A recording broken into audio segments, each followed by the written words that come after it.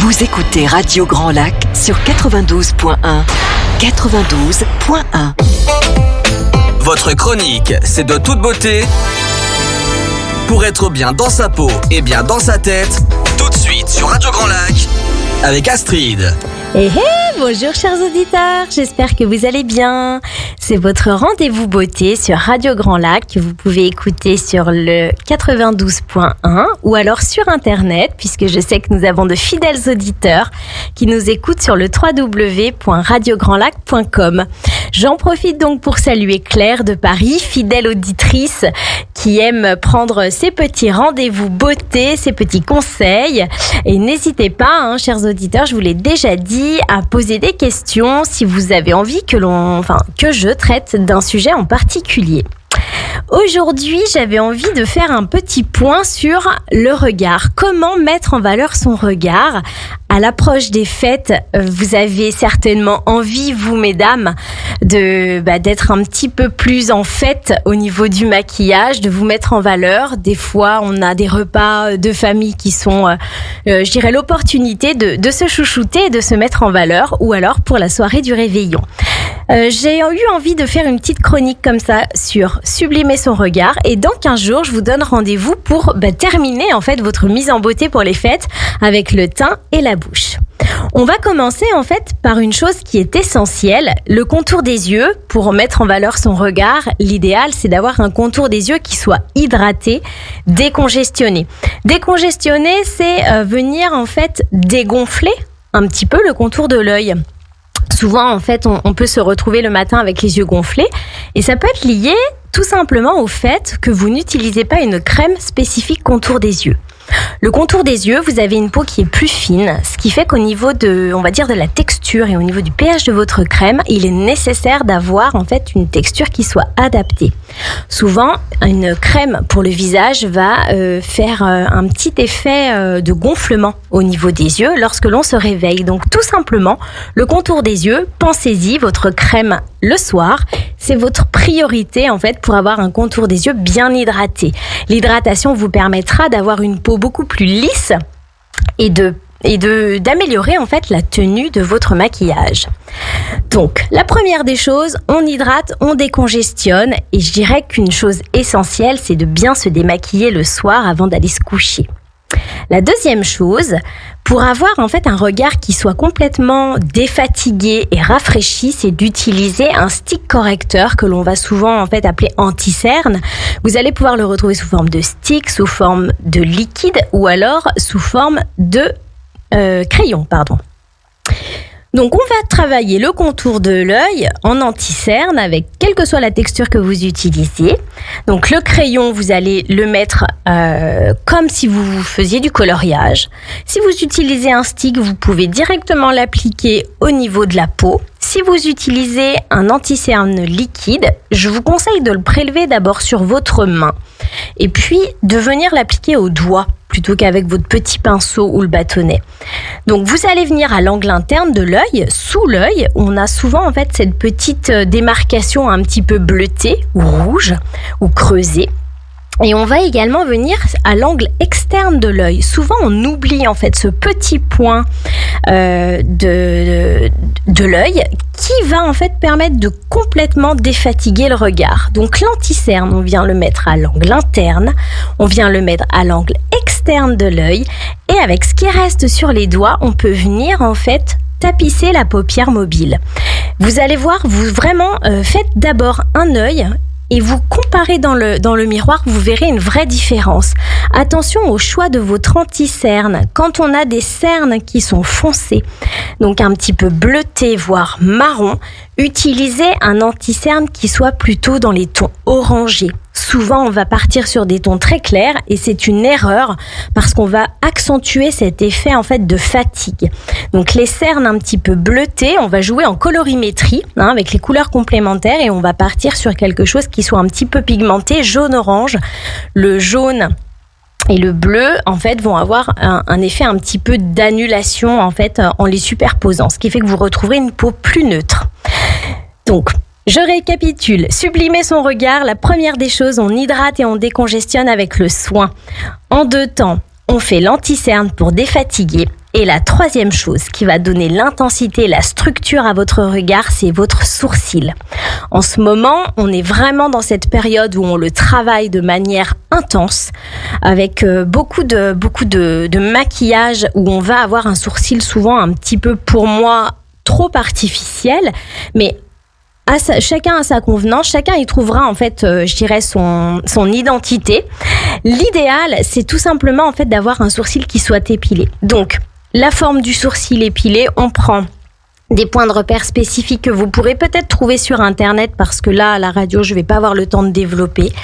Vous cherchez les points de repère, vous faites votre épilation pour l'intersourcilier et l'angle externe. Et vous allez en fait y donner une forme. Alors, une forme trop arrondie va donner un regard un petit peu triste. Et une forme trop en accent circonflexe va vous donner un regard un petit peu trop strict. L'idéal, je dirais, c'est de vous tourner peut-être vers une professionnelle dans un institut de beauté qui pourra en fait vous faire une ligne complètement adaptée à la forme de votre visage. Et puis pour vous mettre tout simplement en valeur vos yeux. La deuxième chose, une fois que votre sourcil est épilé correctement, c'est peut-être de lui apporter une petite intensité. On va venir en fait pour les sourcils, les poils blonds, en fait le combler. Alors vraiment l'astuce la plus simple au monde, c'est un crayon de papier. On a tous en fait dans nos tiroirs un crayon de papier HB. Vous prenez votre crayon de papier, vous venez au niveau de toute votre ligne de sourcil et vous allez voir, vous intensifiez de manière très naturelle votre sourcil sans que ça fasse vraiment quelque chose qui tranche. Souvent, en fait, le sourcil trop travaillé, trop foncé vient trancher. Et si vous êtes un petit peu plus aguerri et que vous avez envie de passer sur quelque chose qui soit un petit peu plus maquillage, je vous conseille vraiment une astuce professionnelle qui est très peu connue, c'est d'utiliser un fard à paupières sec avec un pinceau biseauté de couleur kaki. Vous prenez votre fard kaki, vous enlevez l'excédent de poudre sur votre main une fois que vous avez prélevé avec le pinceau et vous venez juste en fait effleurer en fait toute votre ligne de sourcil et vraiment vous verrez, vous avez un sourcil qui ressort nickel. Et puis pour les personnes qui ont envie d'avoir quelque chose qui soit un petit peu plus on va dire travaillé et plus au quotidien, je vous conseille de vous orienter vers la dermopigmentation. Donc la dermopigmentation, on en a déjà parlé. On va tout simplement en fait faire du maquillage semi-permanent. Donc c'est comme un petit tatouage dans le derme superficiel où on va venir dessiner poil par poil et peut-être même pour les techniciennes les plus aguerries, on vient faire des ombres. Et là vraiment vous avez un travail de minutie et de précision qui est vraiment incomparable par rapport à un travail un peu grossier où on vient en fait complètement ombrer la partie du sourcil. Donc la dermopigmentation, renseignez-vous bien d'abord parce que ça reste un acte plus ou moins définitif, en tout cas sur du long terme. Donc, on a fait notre troisième étape, le sourcil. La quatrième étape, c'est tout simplement en fait votre maquillage au niveau de la paupière. Donc certaines vont être addictes au liner, d'autres au crayon, d'autres au fard à paupières. Pour les fêtes, on va vraiment retrouver des déclinaisons de couleurs pétillantes et puis pailletées. Alors vous allez pouvoir en profiter et j'irai vous lâcher un petit peu puisque ce sont les fêtes, c'est agréable. Et puis après, je dirais que ce travail-là, vous pouvez le faire tout au long de l'année avec des fards peut-être un peu plus neutres. On va retrouver beaucoup de bruns et de morts dorés l'été. Ou alors au contraire des couleurs très acidulées. Pour cette période, souvent on privilégie les tons en fait un petit peu beige, or ou alors gris, argent, et on va pouvoir en fait les combiner avec un tas de couleurs. N'hésitez pas à vous faire plaisir. Souvent en fait on se restreint à un fard à paupières ou à un trait de liner et je trouve que des fois c'est vraiment sympa de se faire plaisir avec des couleurs. Pour le fard, on va toujours mettre une couleur claire sur l'intégralité de la paupière et une un petit peu plus foncée sur l'extérieur et ensuite on peut les travailler en dégradé. Donc là, vous êtes sur votre étape, on va dire, dite classique de travail au niveau du maquillage. La cinquième étape qui va venir complètement sublimer et terminer l'intensité de votre regard, c'est le travail au niveau des cils. Donc, votre mascara, c'est vraiment votre arme fatale pour un regard sublimé. Le mascara, comment on le choisit ? On va retrouver énormément de types de mascaras. On va retrouver des mascaras qui sont volumateurs, d'autres qui sont recourbants, d'autres qui sont allongeants. Je dirais que tout dépend du résultat que vous souhaitez. Un mascara allongeant va vous donner en fait plus de longueur. Dedans, vous avez souvent des matières hydratantes qui viennent un petit peu comme si on voulait brusher votre cil. Le fait de l'hydrater, on lui apporte de l'humidité et on peut le travailler en fait dans la longueur. Le volume, on va vraiment venir épaissir le cil. On va avoir un mascara qui a des matières un petit peu plus épaisses avec des fibres pour donner en fait de la consistance. Souvent, en fait, cet effet-là va avoir pour moi, un regard un petit peu moins sensuel, dans le sens où on voit qu'il y a vraiment une texture. Et je trouve qu'un joli regard, il vaut mieux le structurer avec un liner et un beau mascara qui va amener de la longueur à vos cils. Après, ça, c'est très personnel. Simplement, votre mascara, quel que soit le type que vous utilisiez, il est hyper important d'avoir une technique d'application qui n'est pas toujours expliquée lorsque vous allez acheter vos mascaras. La première des choses, pour déjà conserver la durée de vie, c'est d'éviter les mouvements de va-et-vient avec la brosse. On l'a toute faite. On a l'impression que ça va mélanger en fait le produit, alors que pas du tout. Le mascara est à base de cire, donc on a une texture qui est très très onctueuse. Il n'y a aucun mélange à faire. Donc évitez ces mouvements en fait de va-et-vient parce que vous allez faire rentrer de l'air et donc vous allez dessécher davantage votre mascara, donc je dirais diminuer sa durée de vie. Vous avez votre brosse qui est on va dire enduite de mascara. Vous allez venir l'appliquer au départ au-dessus de vos cils. Vous faites une première application sur le dessus des cils et ensuite sur le dessous des cils. Et vous verrez, le fait d'amener en fait cette petite nuance, vous allez avoir un cil qui sera beaucoup plus gainé, qui va en fait se travailler beaucoup mieux que si vous n'en mettez que dessous. Ensuite, une fois que vous l'avez appliqué partout, votre mascara, en fonction de la marque et du type de mascara, vous avez encore la possibilité de le travailler parce qu'il n'est pas sec.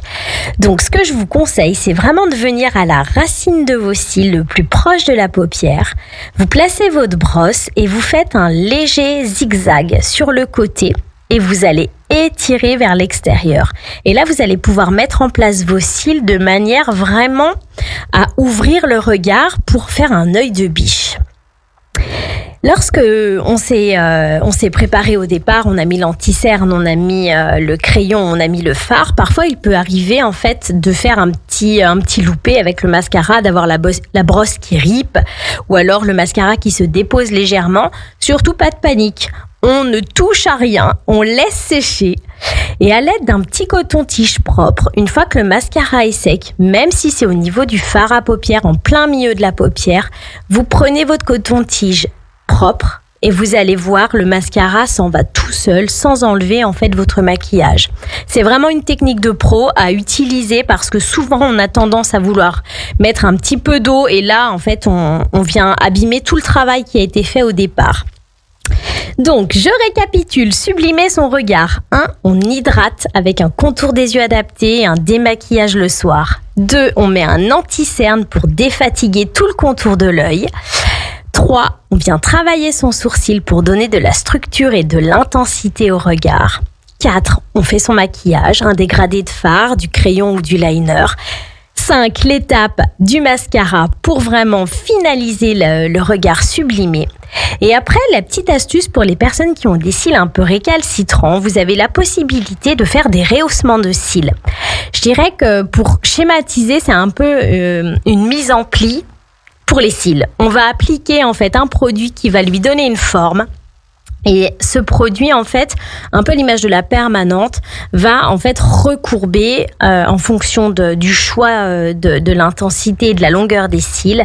On va en fait donner un recourbement naturel à vos cils. On ne va pas apporter d'épaisseur. Vous avez la possibilité également de les teindre. Donc là, pour les cils blonds, c'est vraiment superbe. Et l'été, ça c'est fantastique. Le rehaussement de cils avec la teinture. Et puis pour les personnes qui ont vraiment, je dirais, une vie trépidante et qui n'ont pas le temps de se chouchouter ni de faire tout ce que je viens d'expliquer, vous avez la possibilité de faire l'extension de cils où on vient rajouter des cils. C'est un rajout, un peu comme les extensions de cheveux, sauf que c'est sur les cils. Et vous avez des techniques qui peuvent être très naturelles jusqu'à des techniques très intenses. L'extension de cils, ce sera un prochain sujet pour une prochaine fois où je vous en parlerai avec davantage d'explications. En tout cas, la chronique beauté pour cette fois, sublimer son regard, est arrivée au bout. J'espère que vous avez tout compris. Je vous donne rendez-vous dans 15 jours pour la suite de cette thématique beauté pour les fêtes. Et en attendant, n'oubliez pas ce soir à 18h l'émission de Pierre-Luc, Un jour, un lac, un entrepreneur, où on va parler en fait de comment créer ces sociétés, notamment avec Sébastien Baboulaz. Je vous souhaite une belle journée à tous et je vous dis à très vite. Bonne journée. Alors attends, Astrid, merci pour ta très bonne chronique une nouvelle fois. Je voulais juste qu'on dise quand même à nos auditeurs que dans 15 jours, les studios vont prendre un petit peu de vacances, les bénévoles aussi. Donc on ne te retrouve pas dans 15 jours puisqu'on sera à la fin de l'année, on te retrouve en début d'année 2022. Et ben on se retrouve en début d'année. D'accord. Si vous êtes d'accord. En tout cas, merci Astrid pour toutes tes chroniques qui sont vraiment fabuleuses, qui sont pleines de conseils. Et merci à tous les auditeurs et toutes les auditrices qui suivent C'est de toute beauté. Merci à tous. On reste ensemble cet après-midi avec la programmation musicale, cette playlist, cette programmation que vous aimez et qui démarre tout de suite jusqu'à 18h. Bon après-midi à toutes et à tous. À bientôt Astrid et bon Noël à toi. Merci, bonne fête à tous.